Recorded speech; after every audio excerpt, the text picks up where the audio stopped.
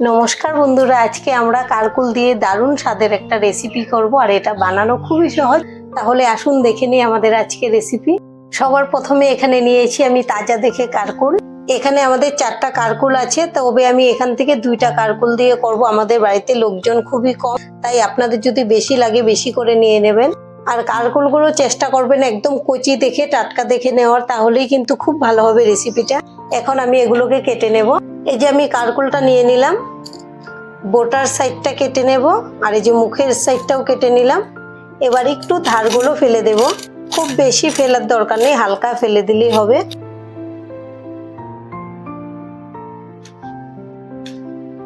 এই যে এরকম করে কেটে নিয়েছি, আর ঠিক এরকম কচি থাকতে হবে, দানাগুলো যেন শক্ত না হয়, তাহলেই কিন্তু ভালো হবে।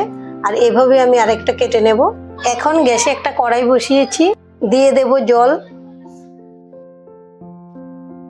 এবার জলের মধ্যে দিয়ে দেব অল্প একটু লবণ। জলটা কিন্তু ভালো করে গরম হয়ে গেছে, আর কারকুলগুলোকে আমি কেটে খুব ভালো করে ধুয়ে নিয়েছি। এখন জলের মধ্যে দিয়ে দেব।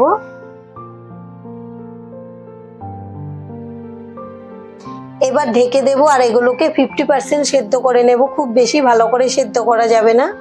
আমাদের কারকুল সেদ্ধ হয়ে গেছে, এখন ঢাকনাটা খুলে নেব আর জল থেকে একটা ছাঁকনিতে তুলে নেব। এর জলটা ঝরিয়ে নিতে হবে। আর কারকুলগুলোকে এভাবেই ঠান্ডা করে নেব। আমি কারকুলগুলোকে ঠান্ডা করে নিয়েছি। এবার আমি এর গুটিগুলো বের করে নেব, আর জলটাও ঝরে গেছে। একটা চামিচ দিয়ে এভাবে সাইড থেকে প্রথমে একটু এভাবে করে নেব। এটা খুব বেশি জোরে করবেন না, তাহলে কিন্তু কারকুলগুলো ভেঙে যাবে। আমি ভেবেছিলাম 50% সেদ্ধ করব, কিন্তু সেদ্ধ হয়ে গিয়েছে মোটামুটি 80%।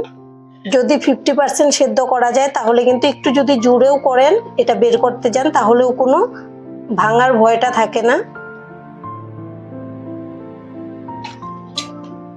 এই যে একটা বের করে নিয়েছি, আর এভাবেই আমি সবগুলো বের করে নেব। এবার আমি কারকুলের গুটিগুলোর মধ্যেই নিয়ে নেব পেঁয়াজ কুচি। সবগুলো পেঁয়াজ লাগবে না, এর থেকে অর্ধেক পেঁয়াজ কুচি আমি দিয়ে দিলাম। এখানে নিয়েছি 2টা কাঁচা লঙ্কা কুচি। ঝালটা আপনারা আপনাদের টেস্ট অনুযায়ী কমিয়ে বাড়িয়ে নিতে পারবেন। খুবই সামান্য দিয়ে দেব লবণ, তার কারণ এখানে আমি ম্যাগি মশলা দেব, সেই জন্য। ম্যাগি মশলাতে তো অলরেডি লবণ থাকে, তাই। আর এমনিতেও আমি যখন কারকুলটা সেদ্ধ করেছি তখনও লবণ একটু দিয়েছিলাম। আর যে কোনো রেসিপিতে যদি লবণটা বেশি হয় তাহলে কিন্তু একদমই ভালো হয় না খেতে। এই যে এখানে নিয়ে নিলাম ম্যাগি মশলা, এতে করে খুব সুন্দর একটা সেন্ট আসবে। 1 চিমটি দিয়ে দেব জিরে গুঁড়ো, ধনে গুঁড়ো। যেহেতু আমি খুব অল্প করে করছি, তাই আমি মশলাগুলো অল্পই দিচ্ছি। যদি আপনারা বেশি করে বানান, সেই ক্ষেত্রে মশলা বা সবকিছু পেঁয়াজ কাঁচা লঙ্কার পরিমাণটাও বাড়িয়ে দেবেন। আর সুন্দর কালারের জন্য নিচ্ছি কাশ্মীরি লঙ্কার গুঁড়ো। এটা একটু বেশি দেব, এটাতে কিন্তু ঝাল হবে না, সুন্দর একটা কালার আসবে। আর একটু দিয়ে দেব হলুদের গুঁড়ো। এবার এখানে নিয়েছি আমি বড় চামচ দিয়ে 1 চামচ বেসন। বেসনটা এবার মেখে আমি দেখব, যদি লাগে তবে আরো দেব, আর যদি হয়ে যায় তো আর কোনো কথাই নেই, লাগলোই না। এখন আমি সবকিছু উপকরণ একসঙ্গে মেখে নেব। এর মধ্যে দিয়ে দেবো একটু কাঁচা সর্ষের তেল। কাঁচা সর্ষের তেলটা দিলে কিন্তু খুব সুন্দর একটা সেন্ট আসে, খেতেও ভালো লাগে।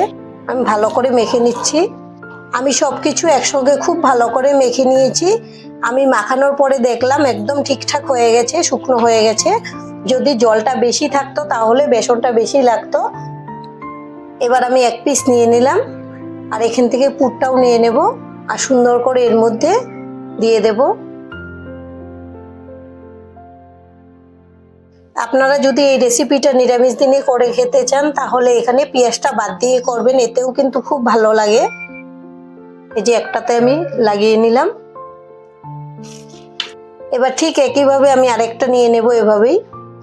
আর আমাদের আজকের এই রেসিপিটা দেখে যদি আপনাদের ভালো লাগে, একটা লাইক অবশ্যই দিয়ে দেবেন। আপনাদের একটা লাইক আমাদেরকে অনেক উৎসাহ দেয় নতুন নতুন ভিডিও বানাতে।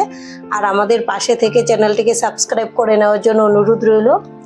আমি সবগুলোতে লাগিয়ে নিয়েছি। আর এদিকে গ্যাসে একটা কড়াই বসিয়েছি, এখন দিয়ে দেব সাদা তেল।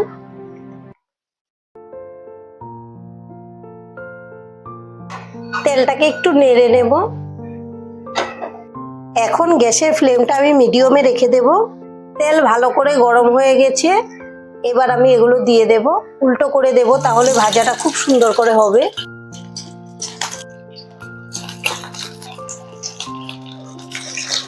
আবারও একটু কড়াইটাকে এভাবে নেড়ে দেব।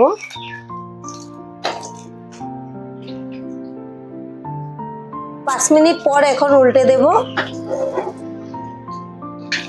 এক সাইড মোটামুটি হওয়ার পরে আমি উল্টে দিয়েছি।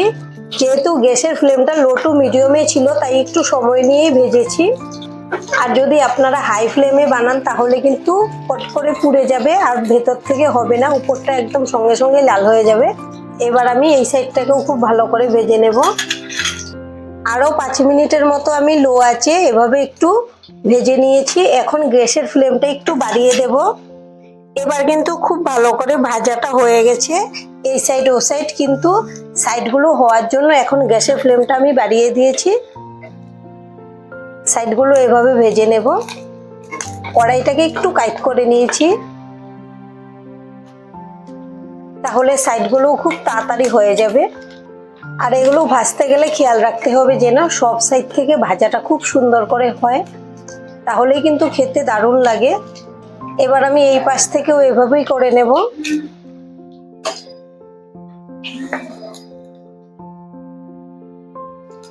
এই রেসিপিটা কিন্তু বিনা ঝামেলাতেই হয়ে যায়, কোনো রকম চালের গুঁড়ি বেটার ছাড়াই কত সুন্দরভাবে বানানো হয়ে যায়। দেখলে আপনারা হয়তো বুঝতেই পারছেন। আমি সব সাইড থেকেই খুব সুন্দর করে উল্টে পাল্টে ভেজে নিয়েছি। আর দেখুন দেখতে কত সুন্দর হয়েছে, খেতেও কিন্তু দুর্দান্ত হয়। এভাবে আপনারা বাড়িতে বানান, আশা করছি খুবই ভালো লাগবে। আর আজকের ভিডিওটা এখানেই শেষ করব। সবাই ভালো থাকবেন, সুস্থ থাকবেন। সম্পূর্ণ ভিডিও দেখার জন্য অসংখ্য ধন্যবাদ।